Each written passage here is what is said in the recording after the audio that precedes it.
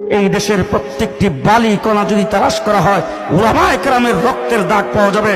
দেশ স্বাধীন করার মূলে উলামায়ে কেরাম, স্বাধীনতার মূলে উলামায়ে কেরাম ইংরেজের বিরুদ্ধে যুদ্ধ করে এই দেশ স্বাধীন করেছে উলামায়ে কেরাম। মাহমুদুল হাসান দেওবন্দি রহমতুল্লাহ আলাইহি রেশমি রুমাল আন্দোলন না হলে দেশ স্বাধীন হতো না। হুসাইন আহমদ মাদানী 144 ধারা ভঙ্গ করে ইংরেজের বিরুদ্ধে বক্তব্য না দিয়ে দেশ স্বাধীন হতো না। লাহোরের কোর্টে হুসাইন আহমদ মাদানী বিচারকের সামনে জোর গলায় বক্তব্য না রাখলে দেশ স্বাধীন হতো না। শামিলের যুদ্ধে কাসেম নানুতুবি নেতৃত্ব না হলে দেশ স্বাধীন হতো না। জাফর আহমদ উসমানী, শিবলি আহমদ উসমানী পতাকা উত্তোলন না করে দেশ স্বাধীন হতো না।